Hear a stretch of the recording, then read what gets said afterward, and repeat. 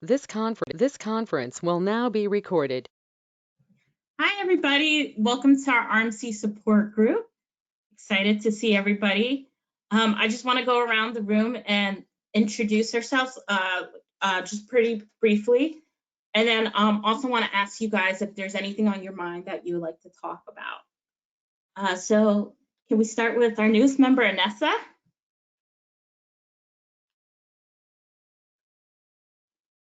My name is Vanessa.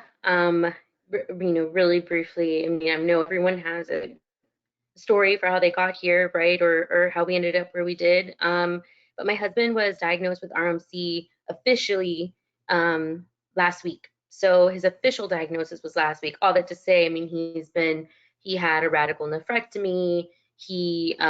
That all happened in June, and then he started seeing symptoms in late April. So the turnaround has been pretty fast. We are at MD Anderson with Dr. Masal, and I'm sure we can get into that later, but I just kind of wanted to introduce myself and say hi. Awesome. And Vanessa, is there anything you want to talk about tonight or any questions that we can get back to? Yeah, there is something I'd love to chat about, so maybe later. Perfect. We'll get to you. We'll come back to you. Hey, Andre, just started. Oh, Andre. Oh, you're on mute. Hey, how y'all doing? Good. Andre, I just wanted, like, Anessa just gave her a brief description, and I think it'd be, we were just messaging back and forth, and think it'd be great if you could connect with her husband. He's the one diagnosed with cancer. So if you would you be able to maybe share your number to her in the chat? Okay, all right. Okay. And then Anna. Hi, my name is Anna. I am in Pasadena, California. I was diagnosed with RMC on May 25th. I am currently getting chemotherapy. My oncologist is working with Dr. Masoul out of MD Anderson as well. I just finished my second round of chemo. I'll have a third round on Monday, and then I have a CT scan pending next week to see if I have had a tumor response. I'm hopeful that it will be good. I'm generally feeling well. The chemo makes me tired, but I'm not limited most of the time, aside from the week when I get chemo. I still have my hair, which is a big thing for me. And depending on my chemo, depending on my CAT scan, I may get a nephrectomy after that. I think the thing I'm probably dealing with the most is I have two young boys. I have a 6-year-old and an 11-year-old. And the things that are hard for me is just not really being able to give my kids reassurance because I don't know how I will do. And that's, something I think I'm probably struggling with the most. So that's the thing I would, would be great to kind of share or discuss with others. Thank you. Yeah, we'll definitely get back to that. And Anna, and going to be praying for you next week that you get good results and have a response. Thank you. Okay. Diana and Danielle, do you guys want to introduce yourselves? Hello, everybody. Diana and me, we are parents of Laura and Nicolas. Excuse me. Nicolas today is a boy of 13 years old. Last week, we passed our first year of the surgery, of the first surgery. Surgerized, excuse me. He keep out the left not the right, because in general is the right, but in his case is the left. For Anna to say the first two cycles of chemo for Nicolas, it was the same. It was the tumor. It was not reduced. It was in the fourth who was reduced. So each case are completely different. We know we listen each experience, but don't worry if in the two first cycles you don't see something interesting.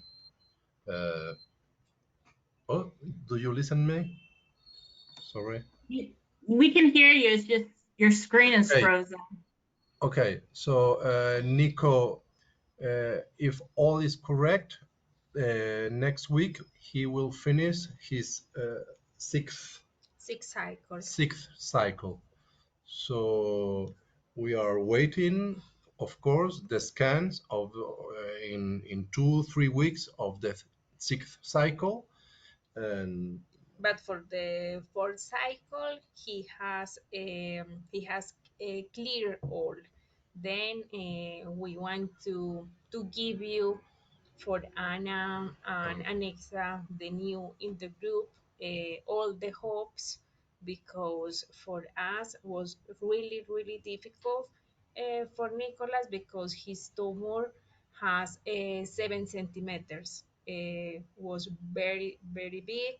and it was sorry, it was two tumors. Sorry, yes, 2 tumors. The first in the kidney, and for the kidney was out, but later, 1 month after the surgery, he has the other tumor in the aorta, and it was very big. And with the first 2 cycle of chemo, nothing. But with the 2 cycles more, it reduced to 2.8 centimeters.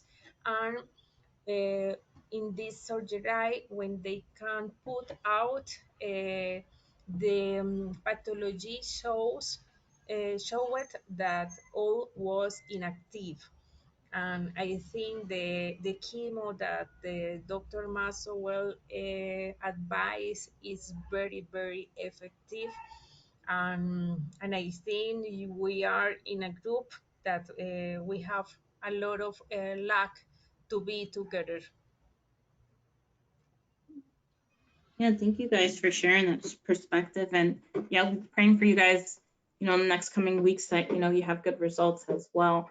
Is there anything that you guys want to, we'll come back to you guys, but is there anything you guys want to discuss or any questions that you'd like to discuss?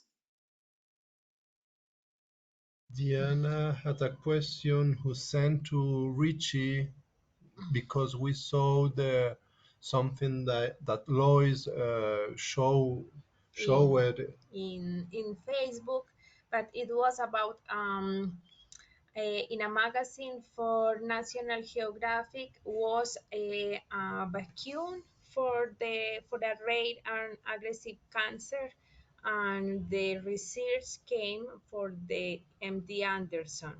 And I sent to Richie, because will be very great if Dr. Masowell for the next month or in 2 months can explain to us about this vacuum.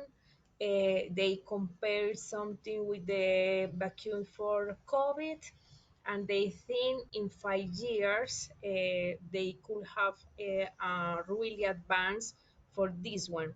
But the patients that are at the moment in the clinic essays explain that it is very effective, the treatment. Right. I did send an email to Dr. Masal, and he's out of town until the 25th. So I sent you an email to Diana. So hopefully, the next month we'll have some information on that article. Hopefully it is something good to help with RMC.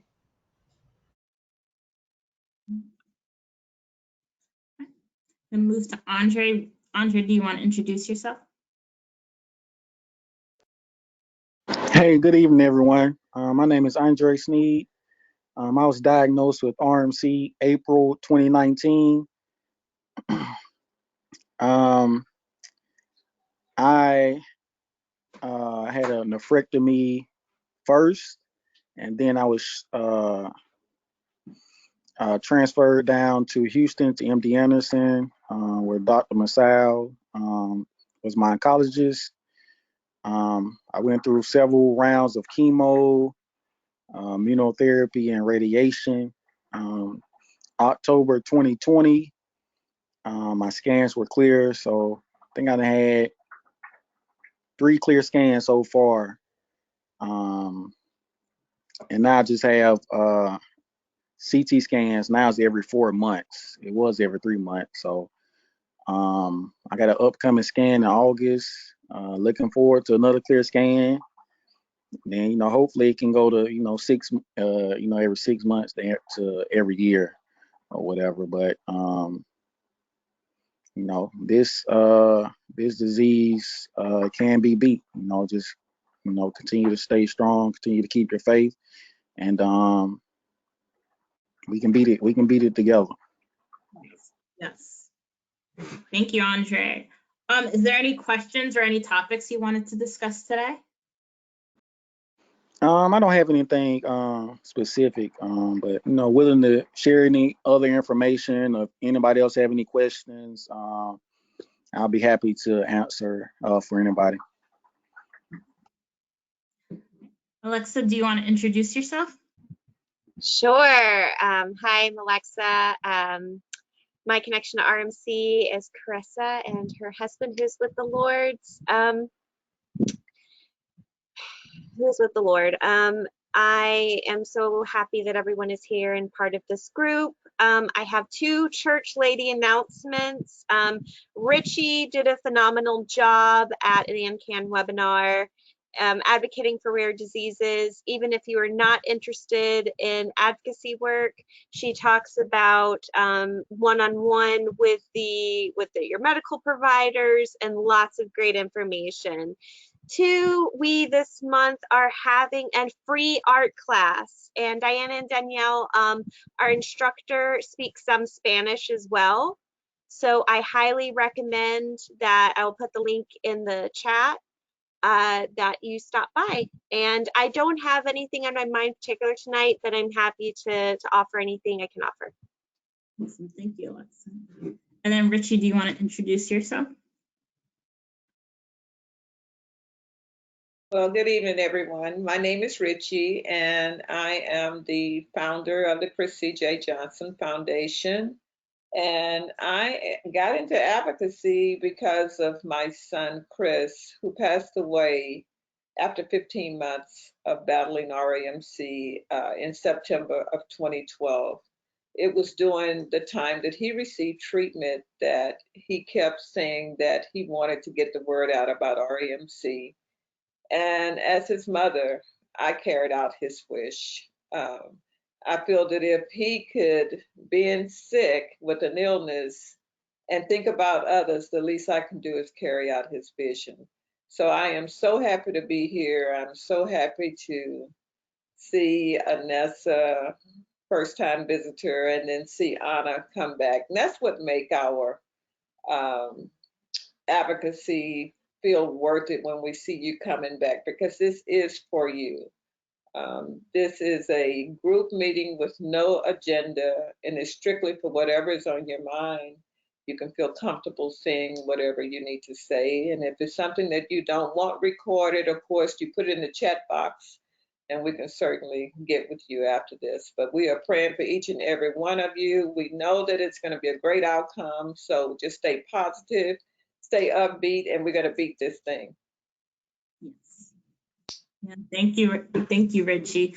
And also wanted to mention too, Richie wrote a book about her journey with her son, Mama, I'm Tired, and it's a really good book for you guys to just read, and describes their journey. And I know so many of us can relate to it, and I know my family members really enjoyed the book, and that was very surprised just how similar our experience was. Well, thank you. And if you guys send me your address, I have a few here. I will be ordering more that I will send to you. I want to make sure everybody get RMC t-shirts too. Well, we're going to spread this awareness, and that's what we're here. We're here for you.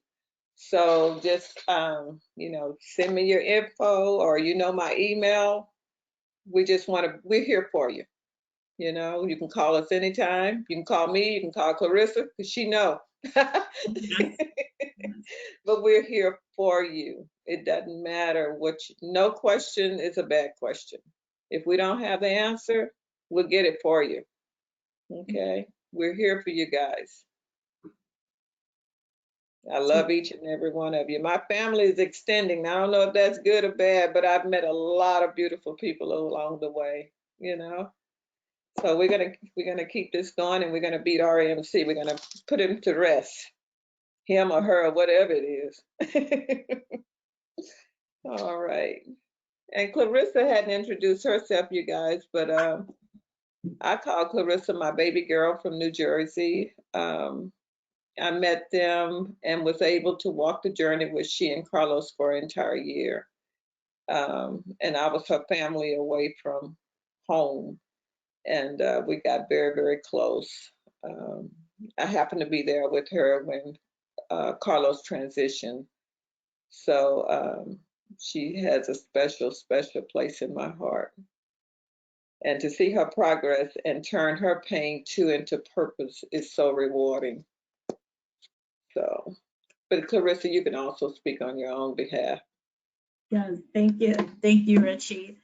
Yeah, so I'm Carissa. My husband, Carlos Moran, was diagnosed 6 months after we got married, and that was a pretty big year for us too, because he graduated college and became a teacher that year, and then got diagnosed with RMC in 2016, and he battled it until April of 2020.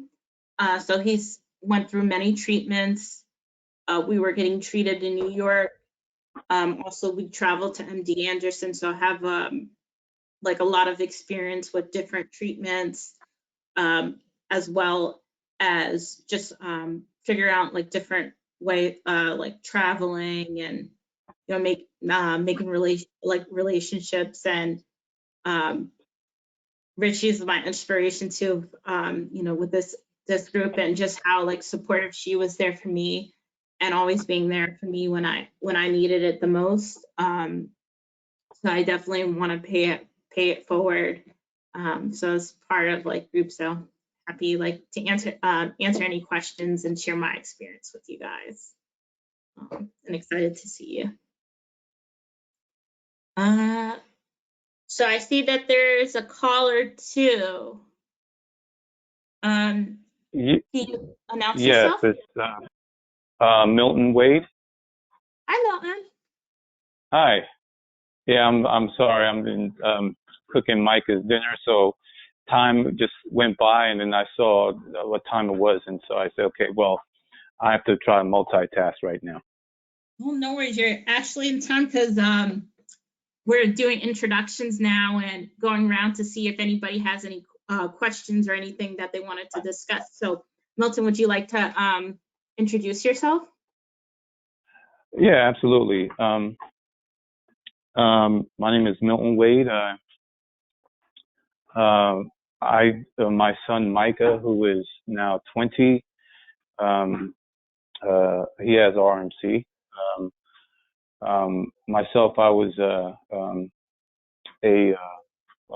school teacher, and I retired around time. I retired a little bit early to spend time with my son, and we.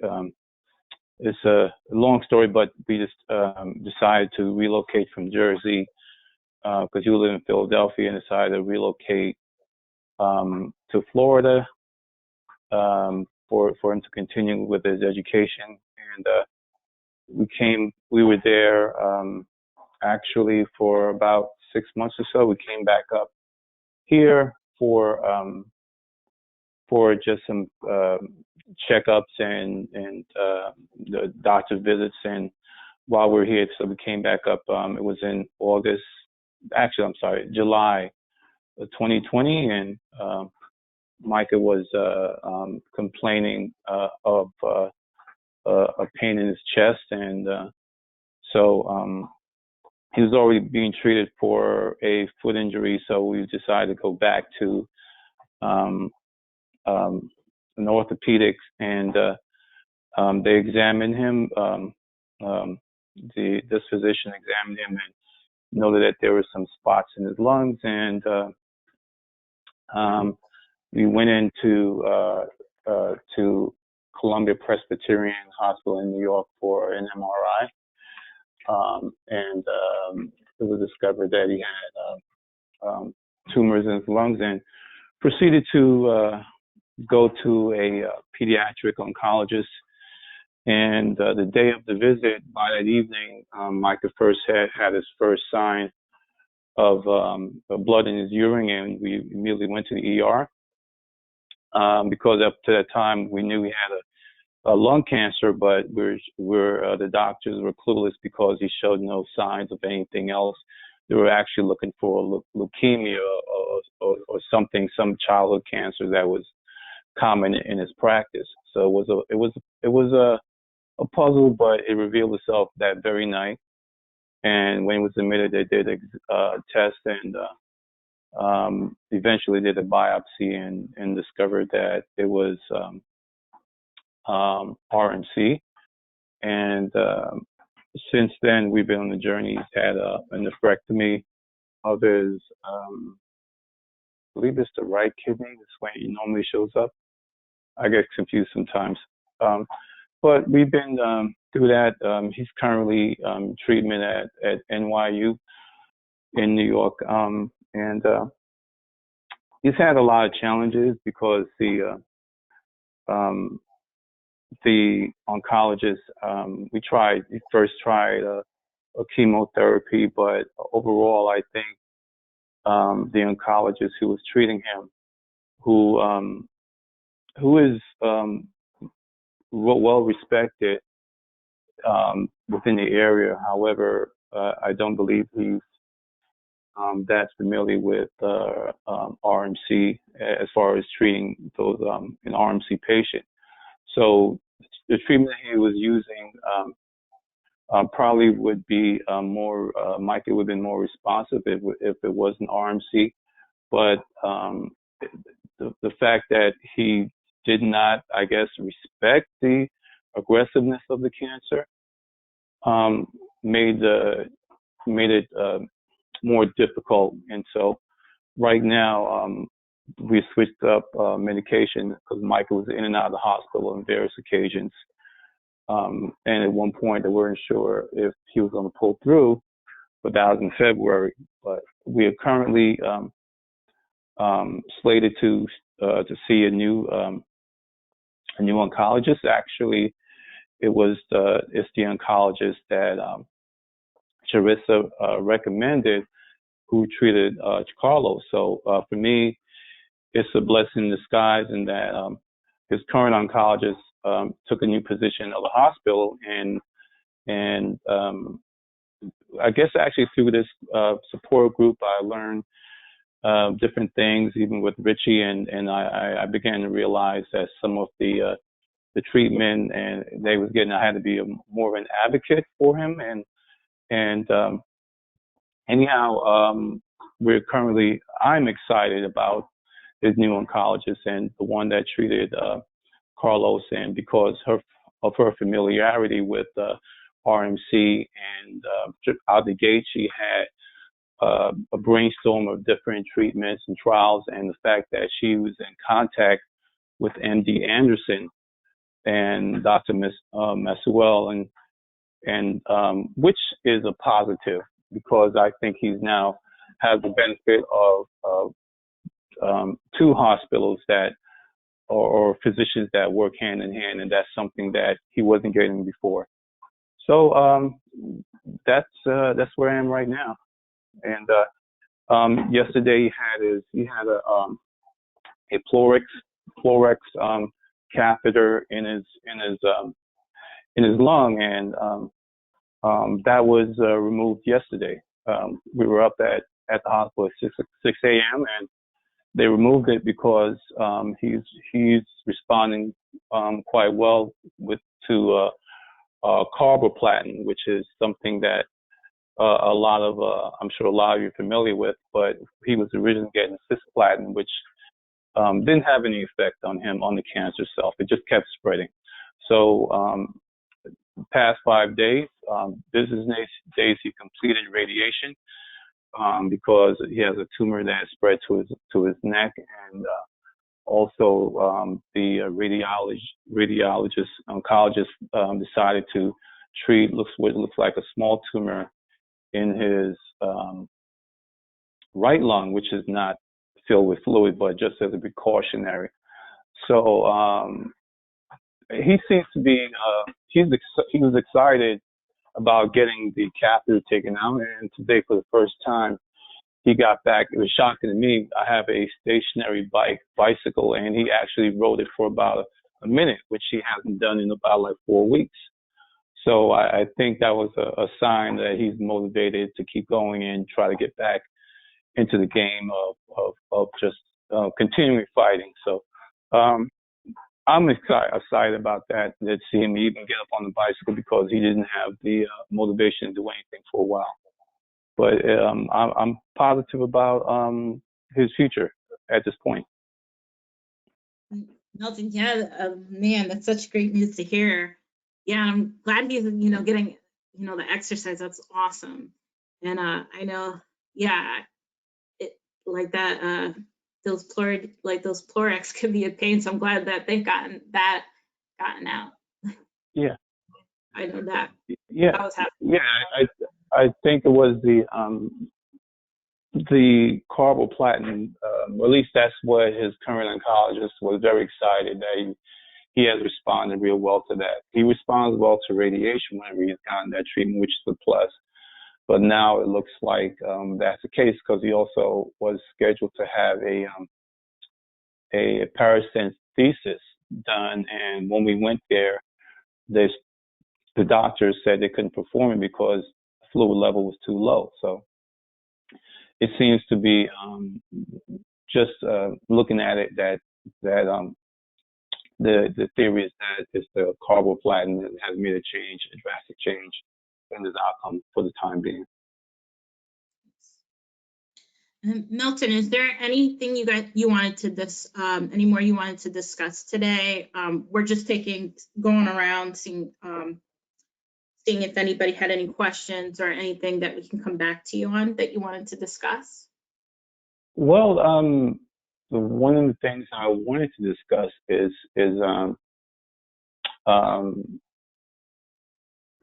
talking about the being an advocate for a patient advocate for our loved ones, and that's something Richie and I had discussed, and I guess we're going to do some work on that. But it's just in our local area, because I think Dr. Davis, and there was a recent web presentation on being an advocate, and I had the idea and I spoke about it with Micah's sister, and she said yes. I mean, social media, I think Richie and I had talked about formulating a letter so that I could give to my local representative here in New Jersey, and or Senate, and I guess both state senators, just to advocate for awareness of RMC, because I know it's we're a blimp on the radar in the medical profession, at least from my understanding, and it's something not so much for anything could be done for Micah's care, because he is where he is, but just for the future, making everyone aware of it. Case in point, when my daughter was speaking to one of her friends, and her friend's cousin, he had family members who have sickle cell trait, but he was totally unaware of RMC or even having his family members tested for sickle cell trait. So there is just such an for lack of a better word, ignorance about it within the general population. And the fact that coming up now, we have there's a correlation or something about it being associated with athletics and people involved in sports. And here we are coming up now in the fall season. There's going to be plenty of high schoolers, let's say even football players in Jersey, who are going to start their training and so on. And they might be at risk, and they might be unaware of it. And it's something that I want to start pushing for, at least making there be a wider awareness of RMC, and I guess for us to brainstorm what can we do as a group to be our own advocate for RMC. Yeah, definitely important topic, and I'll come back to it. Also, Alexa did share in our chat just a webinar that they had just about advocating for rare diseases. So I think that's like a good resources as well. And Richie spoke as well during that. So they covered just different aspects. So I encourage everybody in their spare time to look at it. So I see Jelana. Hi, Jelana. Hi, everyone. Jelana, do you want to introduce yourself? Hi, I'm Jelana Wheeler. My son Caleb is currently battling RMC.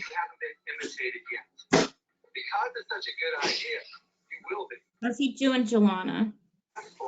Well, he started having vomiting and diarrhea for about a week and a half now, and we've been in the hospital for a few days.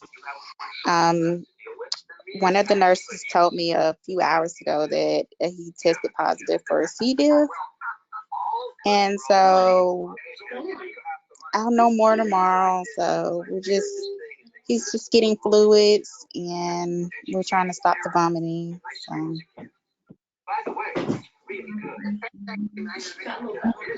Jelana, is there any questions you wanted to talk about? Or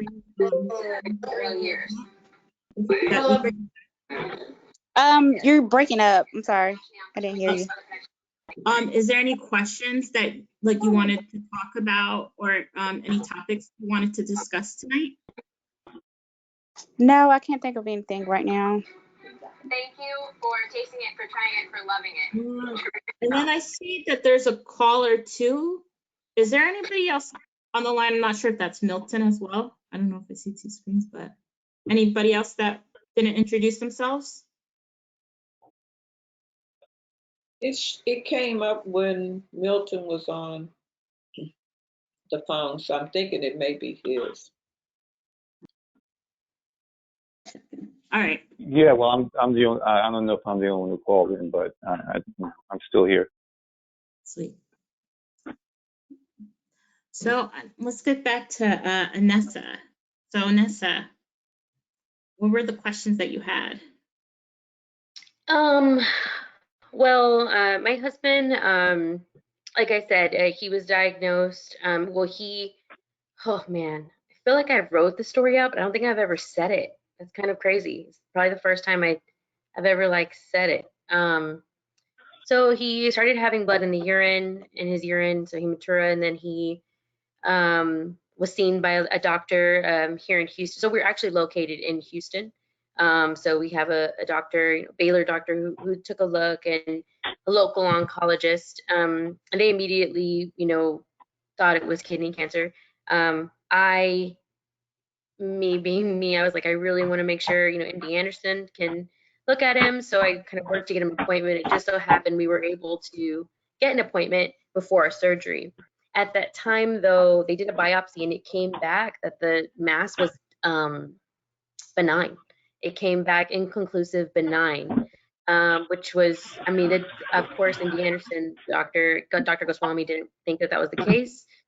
She mentioned renal medullary carcinoma in the beginning, but she had said that it was unlikely because of, she said, first off, Brian she's on the older side of it. My husband's 39.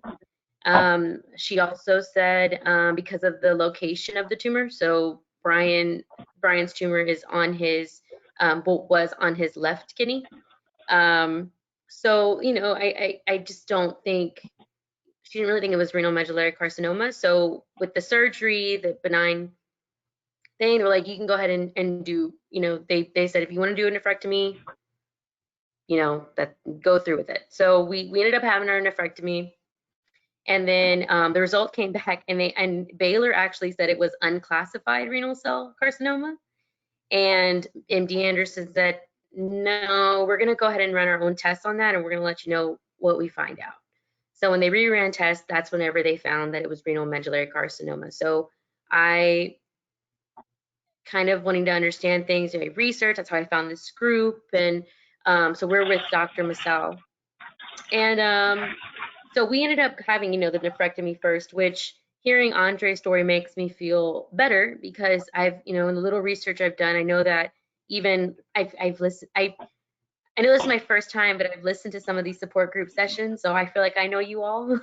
So I've kind of learned your stories, and you know, following y'all too. And I knew that the general consensus was to start with chemo, right? So I was a little worried about that. I was, you know, I guess just wondering if we'd made the wrong. I mean, it happens, right? Starting to feel like if we made the wrong decision or if we're on the right track. And so hearing Andre's story really helps. I have to say that made me feel great.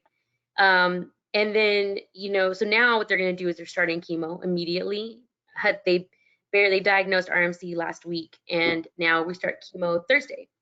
And Brian now has, after they did all his scans, he has 1 2-centimeter mass in his lung, and then a little like opaque densities in both lungs that I don't think are fully formed yet. And so they want to start the chemo immediately, and he's on, they're going to start him on carboplatin, and this is going to be rough, so just bear with me. Yeah, there it is. So they're starting him on both of those chemotherapies and on Thursday. So me, I just really, my question I guess for the group is, do you have experience with these chemos? What can I expect on his recovery side, how he's gonna be feeling when he'll experience the side effects? I know a lot of this will probably be explained to, of course, will be explained by our nurses and what have you, but on a personal side, I don't know if anyone has experience with these chemos. But I can already tell you I've learned a lot from Diana and Danielle because of just that, knowing that it may take a few cycles makes me feel a little better, right? Because that's a misconception I had in my head, like, well, maybe for the first cycle, it's just going to be like, ooh, you know? That's nice. But if anyone has any suggestions or if they've had any experience with those chemos, please let me know. Vanessa, that's the chemo regimen that I'm on as well. So I've had 2 rounds of it already. I'll have my 3rd one on Monday. I would say that the most common side effects with the combination, probably the most obvious, is hair loss. I don't know what your husband's hair is like. I don't know what that means for him. I'm doing something that's called penguin cooling caps. They may have cooling caps available at MD Anderson. And basically what it does, it's a cooling cap that's put on the head so you avoid hair loss. And that's how I've been able to preserve my hair. Some cancer centers also have a different cooling system if that's something that matters to him. I would say the thing that I noticed the most is the day of chemo and the day after chemo, I didn't have a lot of symptoms, but the 3rd, 4th, 5th, and 6th day, I was really, really tired. And I had a lot of muscle aches and just general fatigue. Does your husband have other medical problems? No, the only thing is he did have high blood pressure, but he doesn't really, he regulates it himself. So every now and then he'll need medication. Other than that, my husband is so sorry, I haven't even given anything about him, but he's he does martial arts. So he's been doing martial arts for over 20 years. It's actually how we met. We both do jujitsu. You know, we like to fight on the side. It's kind of something that we like to do. It's fun for us. And So he's physically fit, right? So he's a bigger guy, he's physically fit. So again, the exercise, that high intensity exercise, yes, it's here. But yeah, he's other than his blood pressure, that's it. Yeah, and he's doing it every 3 weeks. I'm not sure what his cycle. We literally got on MD Anderson and it just says chemotherapy scheduled for Thursday. So I haven't really heard anything yet about the cycle. Dr. Masal saw us, like, literally he penciled us in like when we found out, we were able to see him the following day because he was going out of the country. And also just want to say, like, awesome to him for that, because he was like, I really wanted to see you guys before I left the country. And I obviously love this man because he's so hopeful. And yeah, but we don't really, I don't know anything yet about when or how. Is there a specific cycle that you're on, or Yeah. the time? Or? Yeah. Yeah, so that's what Dr. Masul recommended for me. It was every 3 weeks. And so I would say the first week is the hardest, and then the next 2 weeks, like the second week I was having more energy. By the third week, like this is my third week right now, and I feel pretty good. Like I did Pilates this morning and I went for like a 30-minute walk, and like I could do stuff. I have little kids too, so I have to kind of be active. So the third week is, like, for me, golden, because it's like the week I get most normal. I'm not working. I don't know if your husband's going to continue working, but my oncologist said, this is like a time for you to also take care of your psychological well-being. And I think that that's a big fight in this, in this kind of cancer world, is taking care of your mental well-being, because this is scary and it's hard.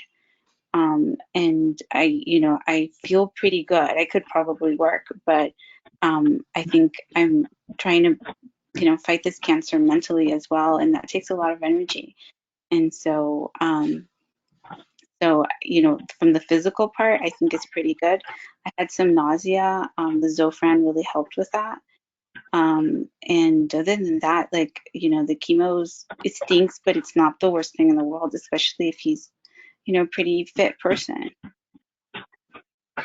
You said, so it's every 3 weeks. So you do like once a week, every 3 weeks? So the infusion is on one day. It's kind of long because the Taxol takes a long time. But it's about, like, I think my first infusion was probably like 6 hours at the infusion center. And then there's no chemo for 2 weeks, and then on the third week, that's when I get the next infusion, the next cycle. And that's what he recommended to me. So I'm thinking that's probably what they're gonna have for him to. Awesome, thank you. I was gonna have something else. Oh my gosh. Oh, my husband, thankfully, helpful for him, he works from home. His company is based out of Washington, D.C., and obviously we're in Houston, so he works from home. And I've told him, like, hey, if you, I've kind of told him, like, you could not work, but my husband's the type, he needs to take his mind off of it. And for him, if not, he kind of, it kind of ruminates there. So we're going to see how long he can, work from home, hopefully forever, and he feels good enough to do that. Yeah. Yeah, I was like, Carlos was on and off with working. Like he was a teacher, so like he had to be like there physically, and he worked with younger kids. When he first got diagnosed, like he was also doing the carboplatin and the Plaxatel, and his doctor recommended him to be out of work. Then he had like other treatments. When the cancer came back, he had other treatments that weren't as intense. So like he had work and took days off. That he had like treatments, and then like if there was a day like where he was tired, he would take that off. I say, like, luckily too, his principal was just very supportive and was very understanding and let him take off whenever he needed. Like if he had to be out, if we had to be on leave, she was very supportive. So I would just say to Vanessa, just making sure like he's like checking in there, and not be afraid to speak up like to his boss, like if there needs to be a day where Yeah. he can't. I can I can add a little bit to that as well. Carboplatin and paclitaxel, that was the last chemo treatment that I received. I had 6 cycles.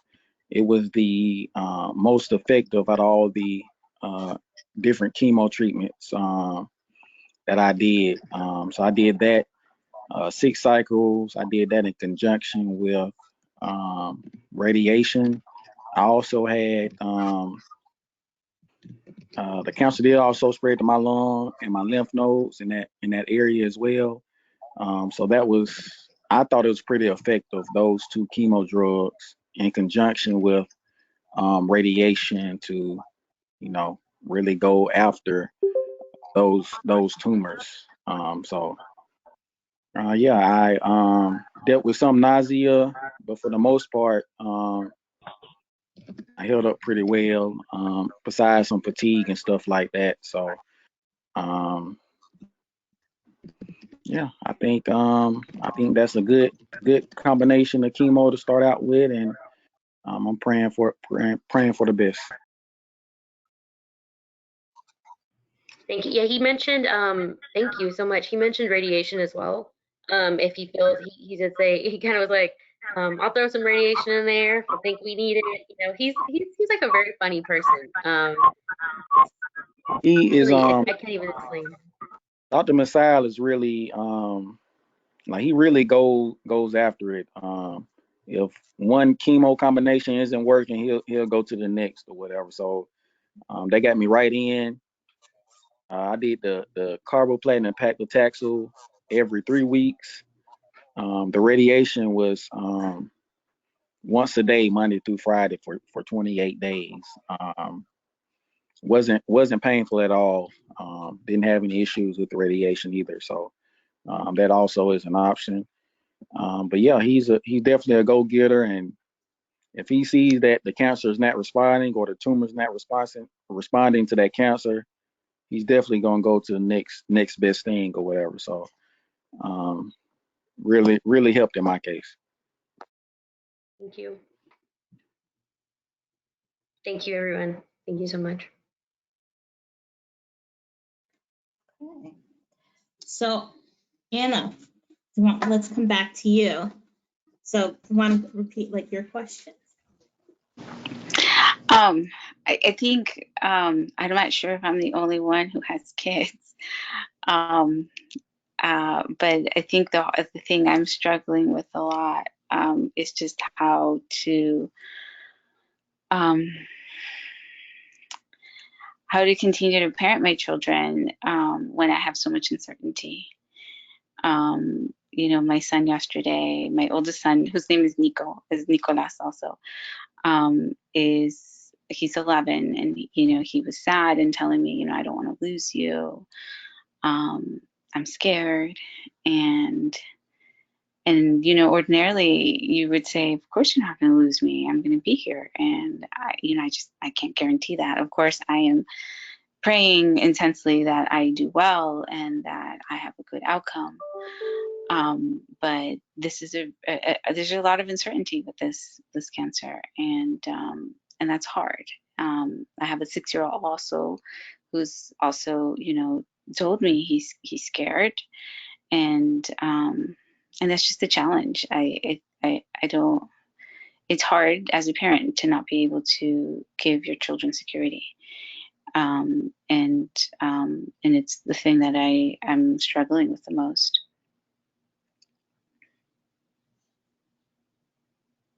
I don't have kids, Anna. I don't. But me and my husband got married not even a year ago. I'd known him for maybe 4 years before. Talking about uncertainty, I can really. I mean, I kids are kids. I can't relate to that. I don't have children, but can say, I mean, we just literally talked about sperm banking, which is something that kind of came up right before, he's about to start chemo. We've always talked about having kids and having a house and having tons of kids. And yeah, so I mean, the uncertainty of that, it hits me from time to time.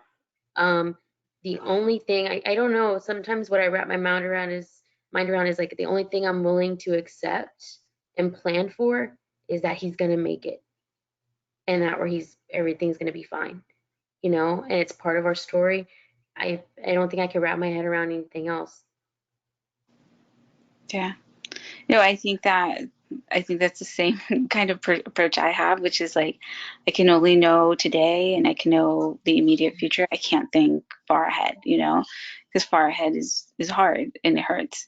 And I also have today to live and I have to enjoy today, and that's the way I've kind of gotten through it. Because it's a lot to absorb. I would like to say it is painful, but I think you don't need to share everything with them, but try to remain as positive as possible.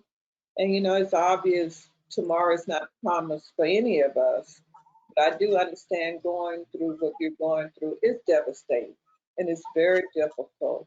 So what I would try to do basically is keep them busy, keep their mind focused on other things, and just, as you said, live each day to the fullest.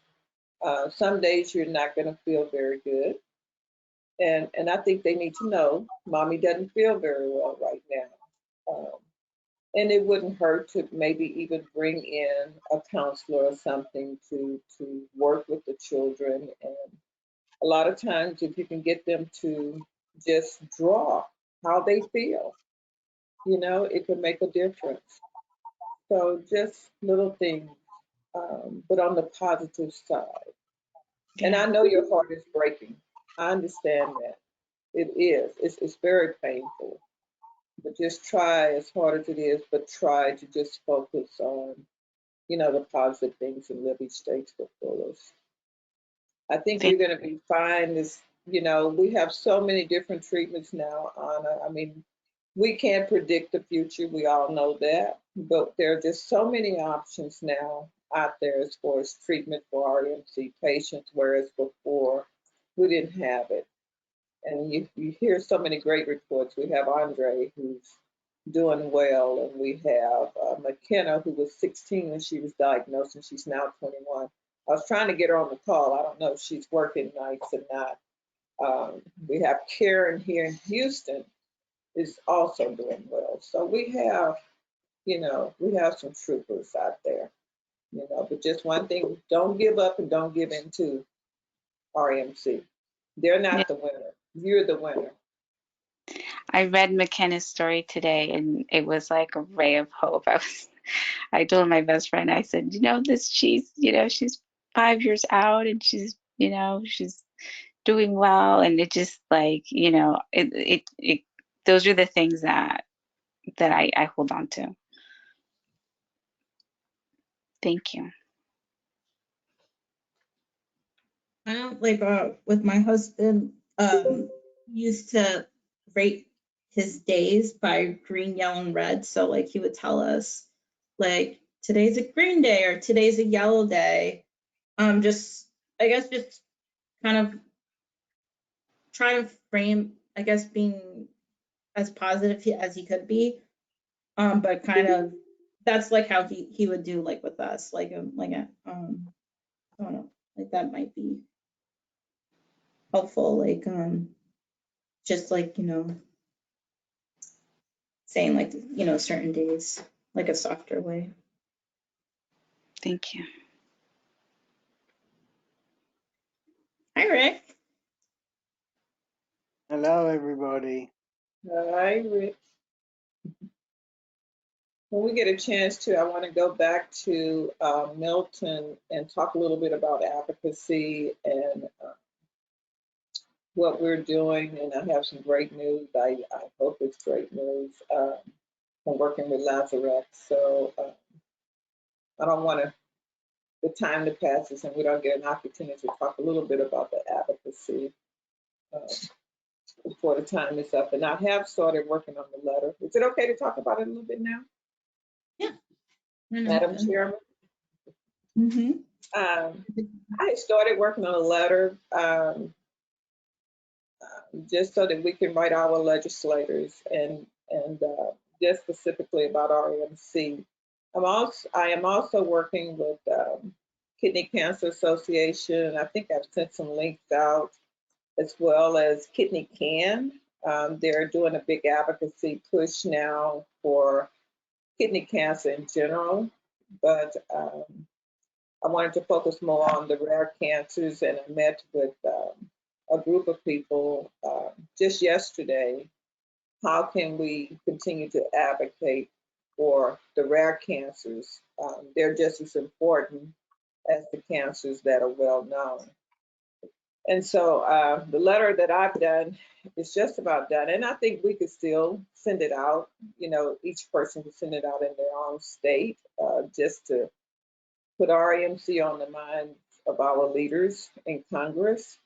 But I also talked with Aaron with Lazarex, and I am working with them, as well as hopefully get on the committee with MD Anderson to see what we can do as far as giving people access to clinical trials at MD Anderson.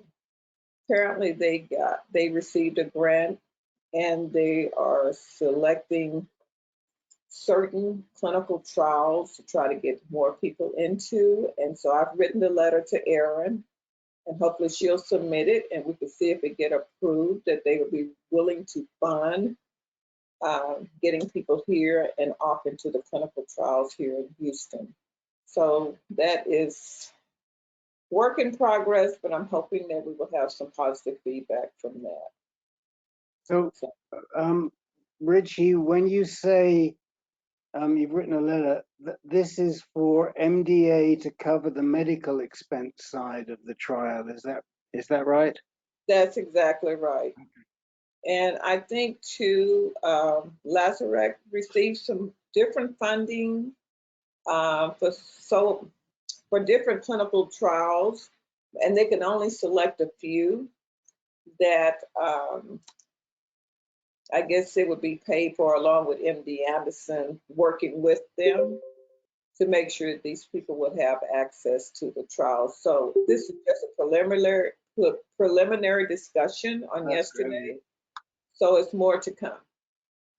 That's great. Now, I mean, my understanding with Lazarex is that they have. Can't hear you, Rick. My understanding with Lazarex is that they have significant funds to cover travel and accommodation. But right Correct. Now, they're not covering medical expenses anywhere. And so, Correct.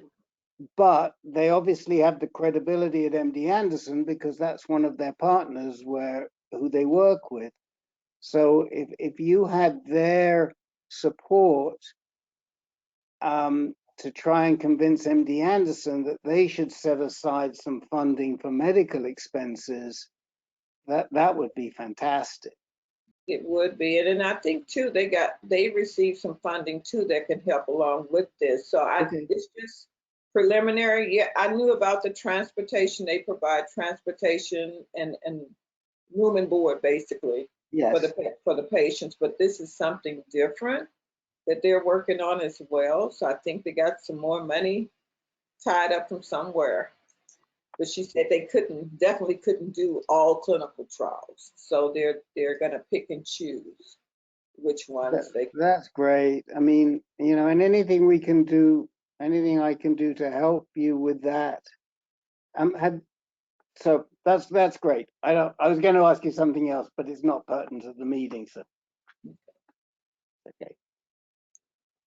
So we'll just keep pushing, you guys. I'll get this letter out. I'm just about done with it. And then you can just send it to your respective leaders in Congress to see if we can just get the word out.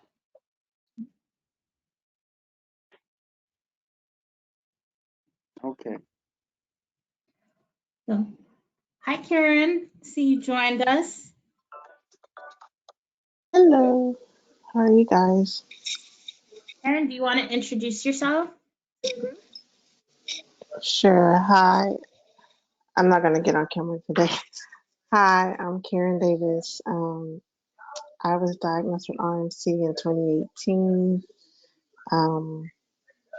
I've been treatment free for since September 2019. So, just trying to keep myself well and keep moving forward. Karen, do you have any positive feedback? We have two new people on our group tonight. We have Anna, who lives in California. We have Vanessa, who's representing her husband, Brian, who lives here in Houston. And Karen also lives here in Houston. Are there any positive? Do you have some positive feedback that will help you on this journey? The one thing I always did, I kept my faith and I continue to keep my faith, and I never gave the disease any power. I never let it have power over me. I just tried to stay as positive as I could, and I relied on my faith to kind of get me through. So, and just doing what the doctors told me to do and understanding and just being an advocate for myself, making sure that I understood what was going on and reading books and doing things to keep myself healthy. Now, Karen, you have a daughter. How do you juggle being a mother as well as taking care of yourself?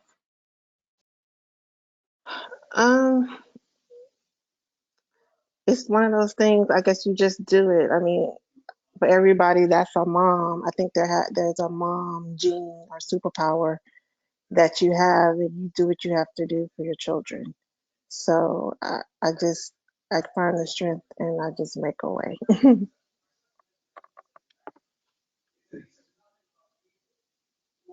Is she aware of your diagnosis? Yes, she is. In the beginning, she was not. I didn't want to burden her with that, but I did bring her in when I had my treatments and my hair was falling out. I got a wig, she got a wig.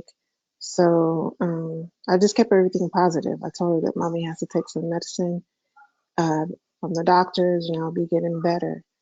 And so by the grace of God, that promise was kept. Anna has two children, and she had that question right before you got on. So that's why I was asking so that you can give her some pointers. And July, of course, has a little one. I mean, you don't want them to carry the burden, but you want to be truthful. But you have to meet them where they are, like whatever age that they are, and be honest with them. You don't have to, be positive and just because them knowing and them being supportive, because they're not going to look at you any different. When I didn't have any hair, my daughter didn't care. All she wanted was her mom. So that really gave me strength because she didn't look at me any different, even though other people may have looked at me different. Thank you. You're welcome.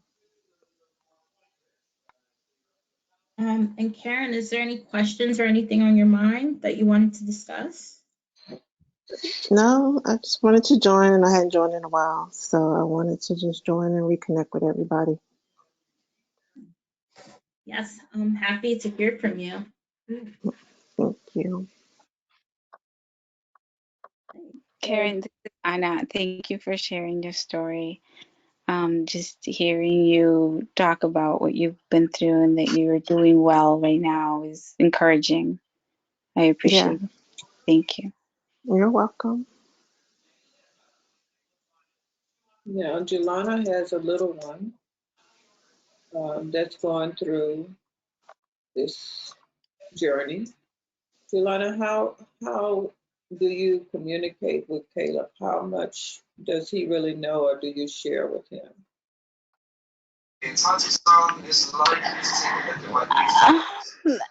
I've learned to kind of be honest with him because he knows. At first, I didn't want him to know certain things, and I think I had the oncologist to call me out of the room when his scans came back and they weren't so good, and when I would get back in the room, he would, kind of figure things out. And it's certain things that I want him to know, and it's certain things that I don't want him to know. So I kind of struggle with how much should I tell an 11-year-old. So it's it's it's a struggle. So I try to be honest and I try to let him know what's going on, but at the same time, I don't want him to worry. And I know Diana and Danielle have the same fight as far as Nicolas is concerned. Is there anything you can share with us, either one of you?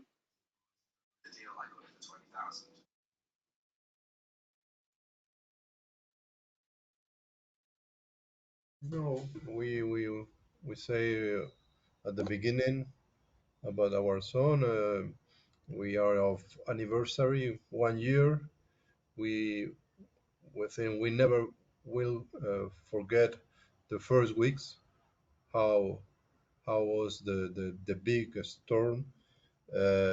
Now we are very pending of all the news, but we can say we are in calm, And quiet. and quiet, With hopes. with hopes. That's the better situation that you can, in a situation like this one, to have hope, because the first week, the first week, all the information about the doctors, it was not hope.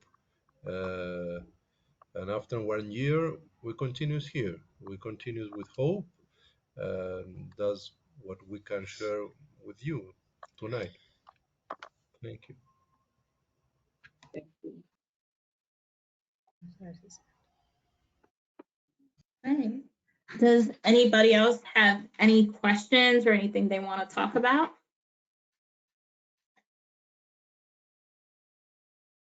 Anybody? Okay. I got one thing to add, just as far as the experience. Because when I first started, I was getting the chemo, in my veins, and my veins started to get, tough and hard or whatever. So I don't know if Anessa's husband has the port, or Anna, I don't know if you have the port either, but I found that to be a better experience for me, getting the port and letting them access the port instead of having the chemo through the veins. So I just wanted to add that, Chris. Well, yeah, Andre, I think I remember having that conversation with you when we first met about the port. Yeah, so Carlos was very instrumental in my journey or whatever. So he told me all about the port, gave me the the information that I needed. Because I was, I was struggling with the chemo through my veins, and isn't that something that my doctor shared with me? So having Carlos there to kind of help me through that journey was helpful. So very appreciative of that. Yeah, and I agree. This is Karen. The same thing. I ended up getting the port, and it made the treatments and everything a lot easier.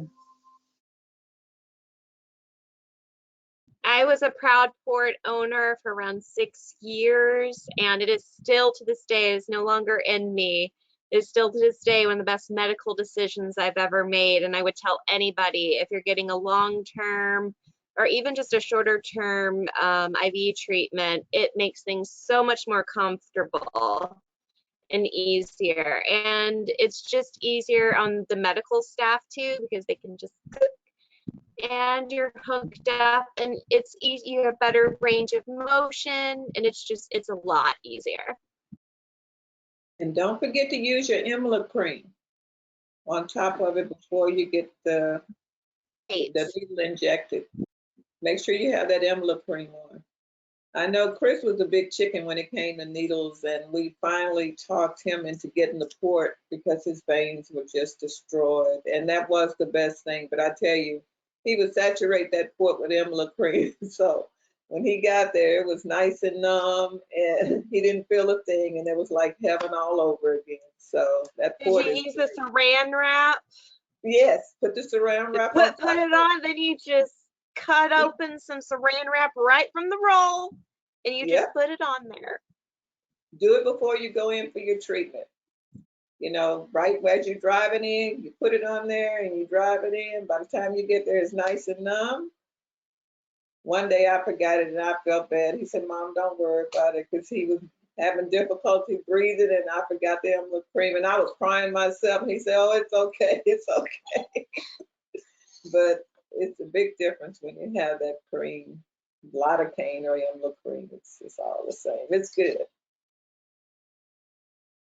Yeah, I know with Carlos, he was very, like, I guess being like a fighter who's, and I don't know, Vanessa, if you can relate to this, but he was like very into his veins, and I know he's like, oh, looking at his veins, like hoping them like come back, very into like that. So I think he was just very happy about the ports. And yeah, there was a lot of times I forgot the envelope cream there, and finally decided to put it, like, make sure it was like in the backpack at all times. Yeah.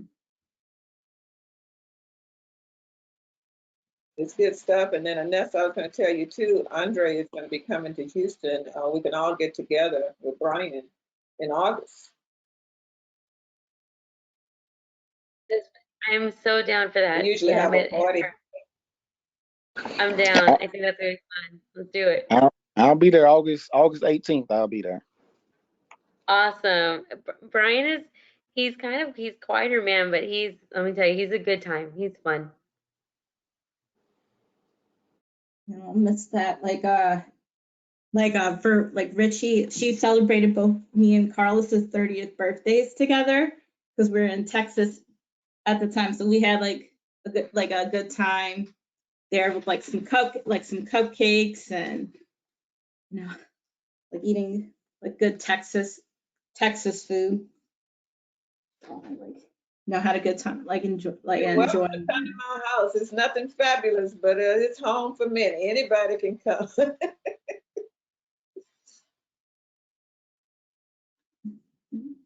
Oh, and Alexa, can you talk about the AYA clinic as well? Sure. So at MD Anderson, there is a specialty AYA clinic. AYA stands for adolescent and young adult.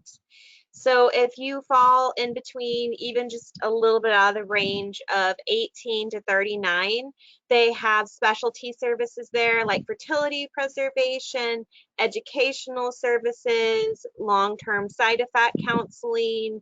They also have genetic counseling. Everyone's file is reviewed by a genetic counselor. So if you need any additional genetic testing, and they can get you some really good age appropriate resources. And I also can help assist with that, helping find some age appropriate resources for cancer with you. I'll post my email in the chat, but it's a very, very helpful thing to do. And if you want to see them, all you have to do is request your main oncologist at MD Anderson. All you have to do is say, I want a referral to the AYA clinic, and they'll get it set up. It's in-house. It's very easy.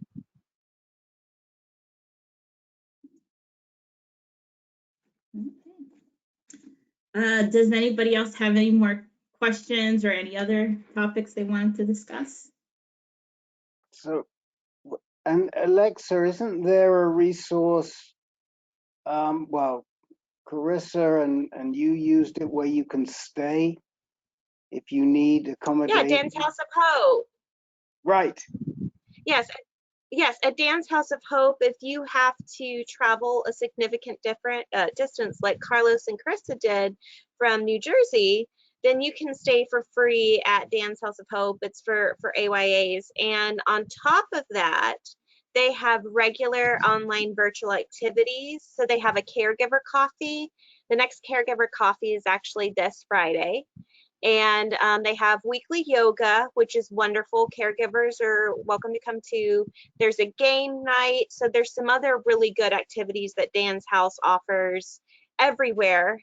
And even if you can't, they're transitioning now, I think, to being able to allow people to come stay in the house due to COVID.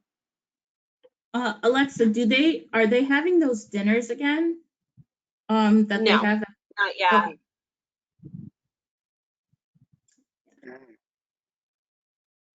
And that's how Andre and that we met actually at Dan's House, the Hope. We were both staying there. Where I first met Carissa and Richie. Two blessings. I met at Dan's House of Hope. So we connected and networked, and now we got the group and spreading RMC awareness. So I'm glad I decided to stay at Dan's House of Hope, and they were great, and me and my mom stayed there, and it was free of charge, so that's always that's always great as well. So yeah, that's a great place, great place to connect with other people that's fighting various cancers as well. And this was Andre's decision for us to have a support group. Remember, Andre? I do remember. It's very, very important to spread the word, because this is, a tough battle, but we got some warriors. We got a lot of success stories, and together we gonna defeat RMC together. So. And I can tell you, initially, Andre was very shy. Initially, and I still am a little shy. Just a little bit, huh? Now he's only a little bit shy, right, Captain? Captain, Yeah, I that's came right. on late. I want to know how you're doing. Are you still doing good? I'm doing good. I have had 3 clear scans so far. My 4th one will be in August. So I'll give everybody an update. August the 18th, I'll be back in Houston for my scan. Looking forward to another clear scan. Great. And what about work-wise? Are you thinking about getting back to work, or where are you with that? So right now, I'm actually in the process of transitioning out of the military, because of the cancer and blood thinners and stuff like that. This unfitted condition. So I'm medically retired out of the military and start a new journey, doing something else. I haven't figured it out yet, but I'm starting a new journey, doing something else. Advocacy. Yes, advocacy. We need you. Of course, advocacy, always. So yeah, I'm looking forward to it and spreading the word and letting everybody know that this disease, it can be beat. If you get strong faith, positive attitude, and just that positive mindset, I think is great to have, and it can be beat. Thank you. You give me a lot of hope. Thank you. You're welcome. Yeah, he's the man, Anna. He's the man. We love Andre. Andre, you're you're in logistics, right? Is that what you do? Yes, sir. Okay. And any particular type of logistics? So I majored in operations management in college. Right. In the military, I did, supply chain stuff, moving all type of materials and stuff like that. So Okay. there's a wide range of logistical duties. Okay. I mean, I only ask just in case I hear of anything, or if I know anybody that's looking, or it's good to know what you do. and so I could turn them on to you if the opportunity arises. That'll be great. I'm definitely looking for well, I'm gonna be looking for something else. I think my transition date is in August, well actually next month as well. So yeah, I'll be looking for something else to tackle and take on and continue the rest of my life. Yeah. Andre, it feels like Rick knows half the world. So if you were in good hand for a word of mouth, you're in pretty good hands. Yeah. No, I'm just trying to think right now, and there's I'm trying to think about, OR is people are always looking for OR people. They're just there aren't enough of them. And so, I'm trying to think of the larger companies that I know. So I think immediately of the pharmaceuticals, because they're always in need of, and they obviously they hire a lot of OR people, the big pharmaceutical companies. But I'll think about it and see if I come up with anything or anybody I can ask for you, because I'd really be happy to do that. What is who makes the main the chemotherapy that they give first line chemotherapy for RMC? Who makes that? You know? I'm not sure. I'm not sure either. I Okay. think generic. The carboplatin and Taxol are generic. Oh, So okay, it's a generic. Okay. Is that what is the first line is carboplatin I think alone?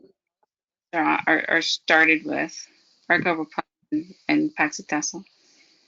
Bristol Myers makes carboplatin. I believe that, Andre, weren't you on Opdivo, that immunotherapy? Yeah, I think I done had all the chemos and immunotherapies. Yeah, I started out with doxorubicin and gemcitabine, and also did the immunotherapy Opdivo and cisplatin as well. Okay. But the Opdivo may be a hook. The Opdivo may be a hook. I'm trying to think who makes Opdivo, Alexa? I know Keytruda is made by Merck, but I forget who makes Opdivo. Let's see. Bristol Myers makes Opdivo, maybe? I think it might be Bristol Myers. Yeah, I don't know if I know. But that's sort of, because you could be a real poster boy for some of those people, Andre. And it could be a double whammy. And that's kind of what I'm thinking. And we'd love to see if we could help you, but we'll think about it. We'll think about it. Okay. Thanks. It is Bristol Myers Squibb. It is And Bristol Myers also do paclitaxel as well. Yeah, but I think like Anna said, a lot of those drugs like paclitaxel and carboplatin are now generic. They've now gone generic, so it could be anybody. But we will think about it, and we'll put our thinking caps on and see if we can put the word out there for you. Have you put a resume together yet, or are you still doing that? I do have a resume together. They make you, well, the military has, certain transition courses or whatever. So they have people that help with resume stuff like that, because you want to try to get your military job duties and skills kind of translated so it can kind of transfer to the civilian world. So yeah, I actually had worked with somebody that helped with my resume and stuff like that. So I do have one available. Okay. Well, if I find somebody, if I find a lead, I'll come back to you and get your resume. But I've got it in my head, so you know, we're talking to people all the time, and you never know. You know, I just may run across somebody, and let me think. Unfortunately, Bristol Myers, I don't have a patient advocate contact there. I do for Novartis, I do for Janssen, I do for Bayer, I do for Merck. Do I have for Merck anymore? I can't remember. But I got a few, and that's what I was hoping that you might tie into one of those. So, okay. Do we get everybody's email so we can send you reminders?